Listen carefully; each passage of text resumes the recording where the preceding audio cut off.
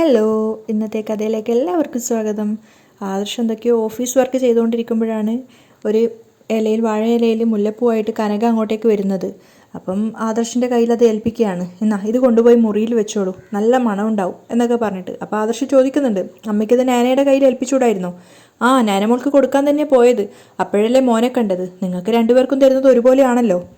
ആദർശ് പുഞ്ചിരിച്ചുകൊണ്ട് അത് വാങ്ങിക്കുകയാണ്. അപ്പോൾ കനക പറയുന്നുണ്ട്, ഇതൊക്കെ ഇടയ്ക്കിടയ്ക്ക് ആദർശ് മോൻ പുറത്തുനിന്ന് വാങ്ങിച്ചിട്ട് നയനമോൾക്ക് കൊടുക്കേണ്ടതാ. പെൺപിള്ളേർക്ക് ഇതൊക്കെ ഒരു ഭയങ്കര സന്തോഷമല്ലേ.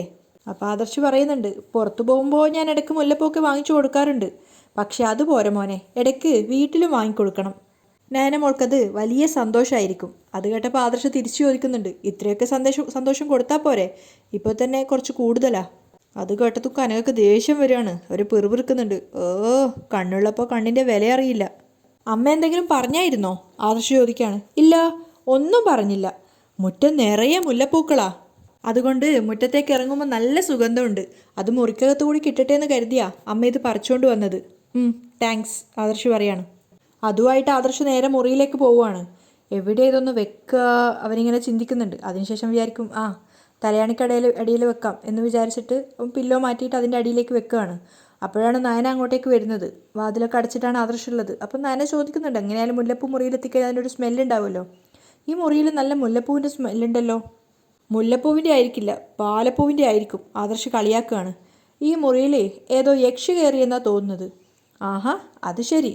അപ്പോൾ ഞാനല്ലാതെ വേറെ മറ്റു വല്ല പെൺപിള്ളേരെ ഇങ്ങോട്ടേക്ക് കൂട്ടിക്കൊണ്ട് വന്നോ? നയന തിരിച്ച് അവനെ കളിയാക്കാൻ ശ്രമിക്കുകയാണ്. അപ്പോൾ ആദർശം വിട്ടുകൊടുക്കുന്നില്ല. പെൺകുട്ടിയാണെങ്കിൽ ഞാൻ പെൺകുട്ടി എന്ന് പറയുമല്ലോ. അത് കേട്ടപ്പോൾ നയനക്ക് ദേഷ്യം വരികയാണ്. ഫോറിൻ കസ്റ്റമർ ഒരു ഡിസൈൻ ആവശ്യപ്പെട്ടപ്പോഴേ അവിടെ രക്ഷിക്കാൻ ഈ ഒരു യക്ഷി മാത്രമേ ഉണ്ടായിരുന്നുള്ളൂ. അവൾക്ക് മനസ്സിലായി യക്ഷിയെന്ന് കളിയാക്കിയത് അവളെയാണെന്ന്. അത് കേട്ടപ്പോൾ ആദർശ് ചെറുതായിട്ടൊന്ന് നാവടക്കുകയാണ്. കാരണം ആ ഒരു സമയത്ത് നയന രക്ഷിച്ചത് കൊണ്ട് മാത്രമാണല്ലോ ആ ഭാഗത്തുനിന്ന് രക്ഷപ്പെട്ടത്. അപ്പോൾ നയന ദേഷ്യത്തോടെ വീറോടെ പറയാണ്, റോഡ് സൈഡിൽ മൂർത്തീസ് ജ്വല്ലറിയുടെ വലിയ ഫ്ലെക്സ് വെച്ചിട്ടുണ്ടല്ലോ. അതിലുള്ള ആ മോഡൽ ധരിച്ചിരിക്കുന്ന ഓർണമെൻറ്റ്സേ അത് ഞാൻ ഡിസൈൻ ചെയ്തതാ. അപ്പോൾ ആദർശ് പറയുന്നുണ്ട്, എന്നാലേ പകരം ഒരു കാര്യം ചെയ്യാം, നിൻ്റെ ഫ്ലെക്സ് വെക്കാം. വലിയ ഒരുപാട് ആഭരണങ്ങളൊക്കെ ഇട്ട് നിൽക്കുന്ന നിൻ്റെ ഫ്ലെക്സ്. അവനോട് പറഞ്ഞിട്ട് കാര്യമില്ലെന്ന് മനസ്സിലായപ്പോൾ നയന സ്വയം പറയാണ്, തലക്കനെ അംഗീകരിക്കാനുള്ള മടി എൻ്റെ ഭർത്താവിൻ്റെ കൂടെപ്പിറപ്പാ. അതുകൊണ്ട് ഇതിനപ്പുറം ഒരു പെരുമാറ്റം ഞാൻ പ്രതീക്ഷിക്കുന്നില്ല. എങ്കിലും ഉള്ളിൻ്റെ ഉള്ളിൽ ഒരല്പം നന്ദി ഉണ്ടായിരിക്കുന്നത് വളരെ നല്ലതാ. അപ്പോൾ ആദർശം പറയുന്നുണ്ട്, നീ ആ ഫ്ലെക്സിൽ കണ്ടതിനേക്കാളും നല്ലൊരു നെക്ലേസാ ഞാൻ നിനക്ക് വാങ്ങി തന്നത്. പക്ഷേ അതൊരു ദിവസം പോലും തികച്ച് നീ ഇട്ടിട്ടില്ല. അതിൽ നിന്ന് തന്നെ മനസ്സിലാക്കാം ഞാൻ തരുന്ന സമ്മാനത്തോട് നിനക്കുള്ളൊരു പുച്ഛം. അപ്പം നയന ചോദിക്കുന്നുണ്ട്, അത് ഏതെങ്കിലും ഫംഗ്ഷന് പോകുമ്പോൾ ഇട്ടാൽ മതിയെന്ന് ആദർശേട്ടൻ തന്നെയല്ലേ പറഞ്ഞത്? മുത്തശ്ശനും മുത്തശ്ശിയും അങ്ങനെ തന്നെയാണ് പറഞ്ഞത്. സ്വർണത്തിനോടെ എനിക്കത്ര വലിയ ഇഷ്ടമൊന്നുമില്ല. അത് ആദർശേട്ടനും അറിയാലോ. അതുകൊണ്ടാ ഞാൻ ആ നെക്ലേസ് ഊരി വെച്ചത്. അത് കേട്ടപ്പോൾ ആദർശ് പറയുന്നുണ്ട്, നന്ദിയുടെ കാര്യം പറഞ്ഞതുകൊണ്ട് പറഞ്ഞേ ഉള്ളൂ. കാണിക്കേണ്ട നന്ദിയൊക്കെ ഞാൻ കാണിക്കുന്നുണ്ട്. തരേണ്ട സ്നേഹോ? നയന തിരിച്ചു ചോദിക്കുകയാണ്. അതിന് ആദർശിന് മറുപടി ഒന്നുമില്ല. പത്തരമാറ്റ് സ്നേഹമൊന്നും വേണ്ട, എങ്കിലും അമ്മയ്ക്ക് കൊടുക്കുന്നതിൻ്റെ ഒരു അംശ സ്നേഹമെങ്കിലും എനിക്ക് തന്നൂടെ? പെട്ടെന്ന് തന്നെ ആദർശ് മറുപടി പറയുന്നുണ്ട്, അതൊഴിച്ച് ബാക്കി എന്ത് വേണേലും നീ ചോദിച്ചോ. സ്നേഹിക്കാനും സ്നേഹിക്കപ്പെടാനും ചിലരൊക്കെ യോഗ്യരാ, പക്ഷേ അത് എല്ലാവരും ഇല്ല. അപ്പം നയന തിരിച്ചു ചോദിക്കുന്നുണ്ട്, സ്നേഹിക്കപ്പെടാൻ ഒരു പെൺകുട്ടിക്ക് വേണ്ട യോഗ്യത എന്തൊക്കെയാ? അവൾക്കേ അഹങ്കാരം പാടില്ല, പിന്നെ ആത്മപ്രശംസയും പാടില്ല. ഓ, അപ്പോൾ ഇതൊക്കെ എനിക്കുണ്ടല്ലേ? ഞാൻ പൊങ്ങച്ചെന്നടിച്ച് ജീവിക്കുന്നവളാ അല്ലേ? അതെ, നിനക്കേ ഞാനെന്നൊരു ഭാവമുണ്ട്. ആദർശ് വിട്ടുകൊടുക്കുന്നില്ല. അപ്പം നയനയും പറയുന്നുണ്ട്, അത് ഏറ്റവും കൂടുതലുള്ള ആളാ ആദർശേട്ടൻ. അതെ, അതുകൊണ്ട് തന്നെയാ നമ്മൾ തമ്മിൽ പൊരുത്തപ്പെടാത്തത്. രണ്ടുപേരും സംസാരത്തിനിടയിൽ ബെഡിൽ കിടക്കുകയാണ്.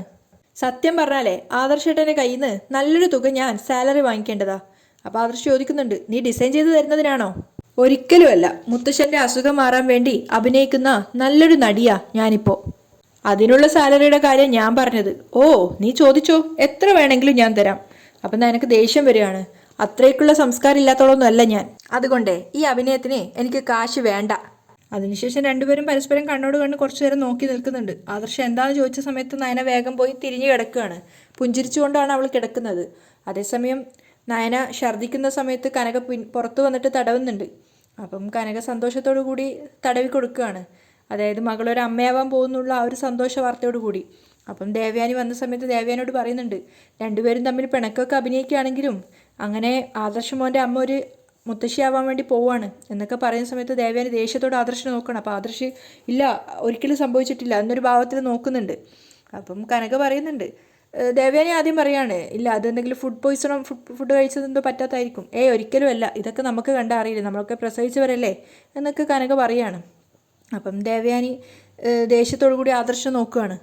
അപ്പോൾ ആദർശ് സംശയത്തോടു കൂടി നയനെ നോക്കുകയാണ്. നയനെ പുഞ്ചിരിച്ച് നിൽക്കുന്നുണ്ട്, കാരണം ഇതെങ്ങനെ സംഭവിച്ചു എന്നൊക്കെ ഉള്ളതുപോലെ. അത് കാണുമ്പം കനക പൊട്ടി ചിരിക്കുകയാണ്. അപ്പം പൊട്ടി ആ ചിരിച്ചതിൻ്റെ ബാക്കി ശരിക്കും ഉറക്കത്താണ് ചിരിച്ചുകൊണ്ടിരിക്കുന്നത്. അതായത് നയനക്ക് വിശേഷമുണ്ട് എന്നൊക്കെ ഉള്ളത് കനക സ്വപ്നം കണ്ടുകൊണ്ടിരിക്കുകയാണ്. നയനയുടെ ചിരി കേട്ടിട്ടാണ് ജലജ ഉറക്കം ഞെട്ടുന്നത്. എന്താടി നിനക്ക് വട്ടായോ? ജലജ ദേഷ്യത്തോട് ചോദിക്കുകയാണ്. മിണ്ടാതെ അവിടെ അടങ്ങി ഒതുങ്ങി കിടക്കടി. കനകയെ വിട്ടുകൊടുക്കുന്നില്ല ഉറക്കത്തിലാണെങ്കിലും. എന്താടി നീ പറഞ്ഞത്? ജലജ ചാടി എഴുന്നേക്കാണ്. എന്നിട്ട് കനകയെ പിടിച്ച് തള്ളുന്ന സമയത്ത് കനകയുടെ ഉറക്കം ഞെട്ടുന്നുണ്ട്. ഞാൻ നല്ലൊരു സ്വപ്നം കണ്ടതായിരുന്നു, അത് മൊത്തത്തിൽ കാണാൻ സമ്മതിച്ചതുമില്ല. സ്വപ്നം കാണലേ നടക്കൂ, അല്ലാതെ സ്വപ്നത്തിൽ കണ്ടതൊന്നും ജീവിതത്തിൽ നടക്കാൻ പോകുന്നില്ല. അപ്പോൾ കനക ദേഷ്യത്തോടെ പറയുന്നുണ്ട്, ഞങ്ങളൊക്കെ പാവങ്ങളാ, ഞങ്ങളതുകൊണ്ട് ഞങ്ങളുടെ ആഗ്രഹങ്ങൾ സ്വപ്നത്തിലെങ്കിലും ഒന്ന് കണ്ടോട്ടെ. അല്ല നീ എന്തിനാ ശരിക്കും പറഞ്ഞാൽ കടിച്ചു തൂങ്ങി ഇവിടെ കിടക്കുന്നത്? ജലജ സംശയത്തോട് ചോദിക്കുകയാണ്. വെറുതെ എൻ്റെ മൂത്ത മോളുടെ അമ്മായിയമ്മയുടെ മുഖം കാണാൻ. കനക വെറുതെ കളിയാക്കുകയാണ്. നീ എന്നെ കളിയാക്കുവാ? ഞാൻ കാര്യമായിട്ട് പറഞ്ഞതല്ലേ. രാത്രി മനുഷ്യനെ ഉറങ്ങാനും സമ്മതിക്കില്ല, എന്നിട്ട് ഓരോരോ നടക്കാത്ത സ്വപ്നങ്ങളും കാണും. അപ്പോൾ കനക വെറുതെ കളിയാക്കാൻ വേണ്ടിയിട്ട് വീണ്ടും ചോദിക്കുന്നുണ്ട്. ഞാൻ കണ്ട സ്വപ്നത്തെക്കുറിച്ച് പറയട്ടെ. അതായത് ഈ വീട്ടിലൊരു വിഷപ്പാമ്പുണ്ട്, പാല് കൊടുക്കുന്ന കൈക്ക് കൊത്തുന്നൊരു പാമ്പ്. അതിനെ ഈ വീട്ടിൽ നിന്ന് തല്ലി ഓടിക്കുന്നതാണ് ഞാൻ സ്വപ്നം കണ്ടത്. മിക്കവാറും അത് സംഭവിക്കും. നിന്നെ എല്ലാവരും ചേർന്ന് ഈ വീട്ടിൽ നിന്ന് തല്ലി ഓടിക്കും. അപ്പോഴേക്കും ബാക്കി ജലജ പൂരിപ്പിച്ചു കൊടുക്കുകയാണ്. ഒരു കാര്യം ഞാൻ പറഞ്ഞേക്കാം, എൻ്റെയും എൻ്റെ മക്കളുടെയും കാര്യങ്ങൾ നോക്കണമെന്നാ മൂർത്തി സാറ് നിങ്ങളോട് പറഞ്ഞിരിക്കുന്നത്. കനക വരട്ടുകയാണ് ജലജയെ. അപ്പോഴേക്കും ജലജയുടെ നാവ് അടയുന്നുണ്ട്. അതനുസരിച്ച് മുന്നോട്ട് പോകുന്നതായിരിക്കും നിനക്ക് നല്ലത് എന്ന് പറഞ്ഞുകൊണ്ട് കനക പൊതച്ചുമൂടി വീണ്ടും കിടക്കുകയാണ്. നാശം, ഉറങ്ങാനും സമ്മതിക്കില്ല. ജലജയും പിറുപിറുത്തുകൊണ്ട് കിടക്കുകയാണ്. അനി ആകെ അസ്വസ്ഥനാണ്. നന്ദുവിനെ ഒന്ന് വിളിച്ചാലോ അവൻ സ്വയം വിചാരിക്കുന്നുണ്ട്. വിളിച്ചില്ലെങ്കിൽ എനിക്ക് ഉറക്കവും വരില്ല. അങ്ങനെ അവസാനം നന്ദുവിനെ വിളിക്കുകയാണ്. നന്ദു ആകെ ഒരു സങ്കടത്തോടു കൂടി തന്നെയാണുള്ളത്. അവൾ ഫോൺ അറ്റൻഡ് ചെയ്യുന്നുണ്ട്. ഹലോ അനി. നന്ദു, എന്തിനാ അനി ഈ സമയത്ത് ഫോൺ വിളിച്ചത്? എനിക്ക് നിൻ്റെ ശബ്ദം ഒന്ന് കേൾക്കണം തോന്നി. എൻ്റെ ശബ്ദം എന്തിനാണ് കേൾക്കണമെന്ന് കരുതുന്നത്? എനിക്കിപ്പോൾ ശബ്ദം കേൾക്കാനൊക്കെ ആൾക്കാരില്ലേ? എനിക്ക് കുറച്ച് സമയം സംസാരിക്കാൻ പറ്റുമോ? അപ്പം നന്ദു വിചാരിക്കുന്നുണ്ട് എന്ത് പറയണം. പിന്നെ പെട്ടെന്ന് തന്നെ പറയും, അല്ലെങ്കിലും ഈ സമയത്ത് സംസാരമൊന്നും വേണ്ട എന്ന് പറഞ്ഞുകൊണ്ട് കട്ട് ചെയ്യാണ്. ഹലോ നന്ദു എന്ന് പറയുമ്പോഴേക്കും നന്ദു കോൾ കട്ട് ചെയ്തിട്ടുണ്ടായിരുന്നു. രണ്ടുപേരും നല്ല അസ്വസ്ഥരായിരുന്നു. അതേസമയം ആദർശ് നയനെ കിടക്കുന്ന ബെഡ്റൂമിൽ നയന നല്ല ഉറക്കത്തിലാണ്. പക്ഷെ ആദർശ് നയനയെ തന്നെ നോക്കിക്കൊണ്ട് നിൽക്കുകയാണ്. അവൻ വിചാരിക്കുന്നുണ്ട് എന്ത് പറഞ്ഞാലും ഇവളൊരു സാധാരണ പെൺകുട്ടിയല്ല, പക്ഷേ തലക്കനവും അഹങ്കാരവും കുറച്ച് കൂടുതലാണ്. ഈ വീട്ടിലെ എല്ലാ പണികളും ചെയ്യുന്നത് ഇവളല്ലേ. ഇന്നത്തെ കാലത്ത് ഇങ്ങനെയുള്ള പെൺകുട്ടികളൊക്കെ ഉണ്ടാവുമോ? ആദർശ് തിരിഞ്ഞു കിടന്ന് നയനയുടെ മുഖത്തേക്ക് തൊടാൻ വേണ്ടി ശ്രമിക്കുകയാണ്. പെട്ടെന്ന് അവൻ തന്നെ മനസ്സോട് പറയുന്നുണ്ട്, ആദർശ് കൺട്രോൾ യുവർ സെൽഫ്. അതിനുശേഷം അവൻ ബെഡിൽ എഴുന്നേറ്റിരിക്കുകയാണ്. പാടില്ല, ഒരിക്കലും പാടില്ല. ആദർശ് ഇങ്ങനെ ചിന്തിച്ചുകൊണ്ടിരിക്കുമ്പോഴാണ് പെട്ടെന്ന് അവൻ അവിടെ കാണുന്നത് അവൻ്റെ ഒരു പ്രതിരൂപത്തിനെ. അപ്പം തിരിച്ച് പ്രതിരൂപം അവനോട് ചോദിക്കുന്നുണ്ട്, എന്താടാ നീ ഇങ്ങനെ? ഇവിടെ കിടക്കുന്ന നിൻ്റെ ഭാര്യയല്ലേ, എന്നിട്ട് നീ എന്താ ഇങ്ങനെ അവളോട് പെരുമാറുന്നത്? നിൻ്റെ സ്വഭാവേ വളരെ മോശാ.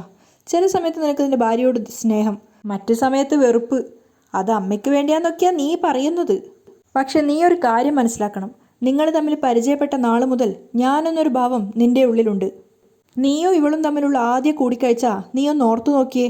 അപ്പോൾ ആദർശ് ആദ്യമായിട്ട് അവർ തമ്മിൽ കണ്ടുമുട്ടിയ ആ ഒരു ഭാഗം ആലോചിക്കുകയാണ്. നയന ആദർശിൻ്റെ കവിളിൽ അടിച്ച ആ ഒരു രംഗം അതെ ഇപ്പോഴും നിൻ്റെ മനസ്സിൽ കിടക്കുക, പ്രതിരൂപം പെട്ടെന്ന് പറയുന്നുണ്ട്. അപ്പോൾ ആദർശ് ആലോചിച്ചപ്പോൾ അത് ശരി തന്നെയാണ്.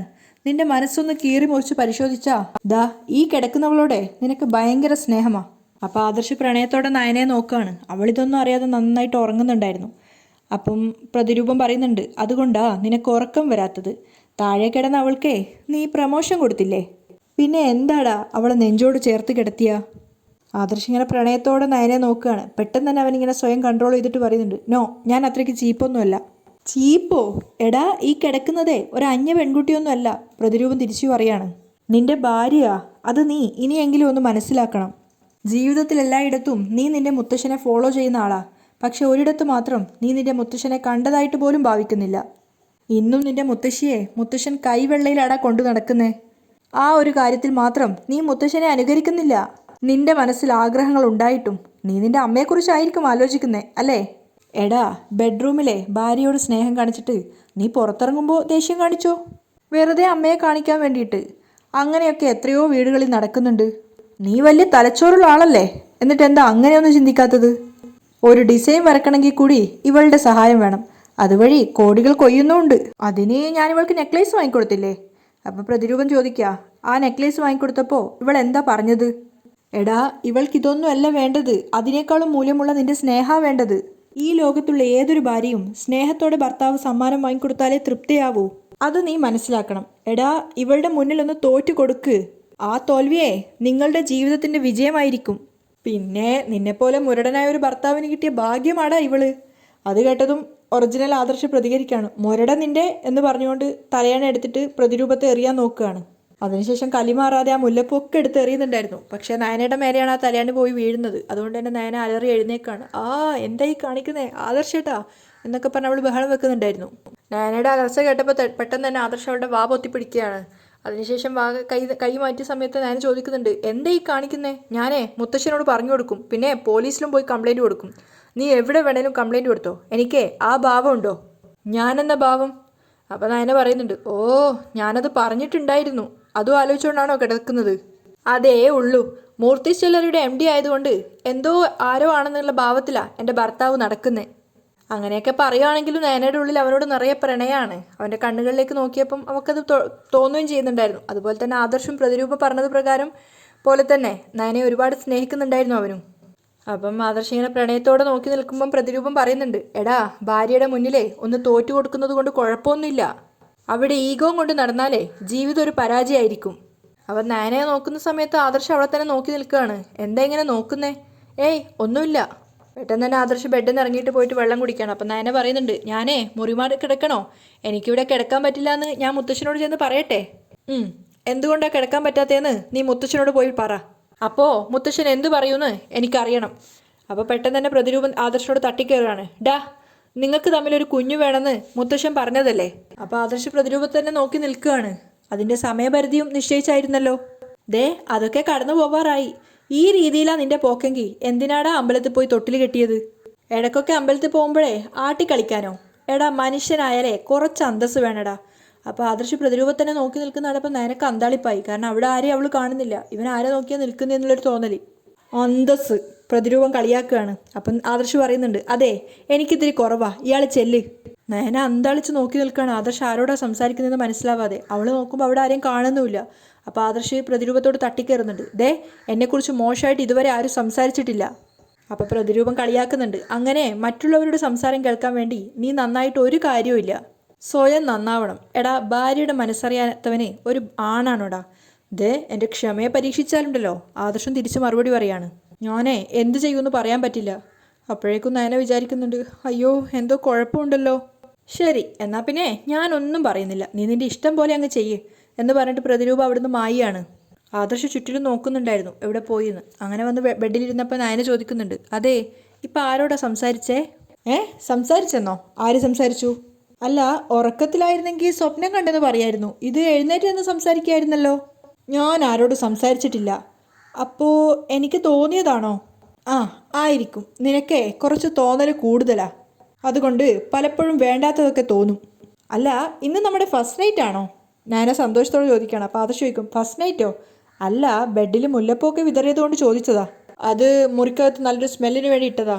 എന്നിട്ട് നേരത്തെ ഞാൻ ചോദിച്ചപ്പോൾ മുല്ലപ്പൂവല്ല പാലപ്പൂവാണെന്നും മുറിക്കകത്ത് യക്ഷി കയറിയതാണെന്നൊക്കെയാണല്ലോ പറഞ്ഞത്. എനിക്ക് തരാൻ കൊണ്ടുവന്നതായിരുന്നെങ്കിൽ ഇങ്ങ് തന്നൂടായിരുന്നോ? വെറുതെ എന്തിനാ ഇവിടെയൊക്കെ വിതറിയത്? അപ്പോൾ ആദർശ് പറയുന്നുണ്ട്, എനിക്ക് ഒരബദ്ധം പറ്റിപ്പോയതാ, സോറി. അതിനെന്തിനാ സോറി പറയുന്നേ? എന്നും മുല്ലപ്പൂവായിട്ട് ഇങ്ങ് പോര്. ഭാര്യയ്ക്ക് സുഗന്ധം പോരെങ്കിൽ മുല്ലപ്പൂവിനെങ്കിലും സുഗന്ധം ഉണ്ടാവട്ടെ. നയന പുഞ്ചിരിച്ചുകൊണ്ട് കിടക്കുകയാണ്. അപ്പോൾ ആദർശ് വിചാരിക്കുന്നുണ്ട്, ഇവളുടെ ഗന്ധം ഈ മുറിയിൽ വേണമെന്ന് എനിക്ക് തോന്നി തുടങ്ങുന്നുണ്ടോ? അവനും അവൾക്കരിയിൽ കിടക്കുകയാണ്. എന്നിട്ട് പ്രണയത്തോടെ അവളെ നോക്കുന്നുണ്ട്. അപ്പം നയന സങ്കടത്തോടെ ചിന്തിക്കുകയാണ്, എനിക്കൊരിക്കലും മനസ്സിലാക്കാൻ പറ്റുന്നില്ല എൻ്റെ ഭർത്താവിന്.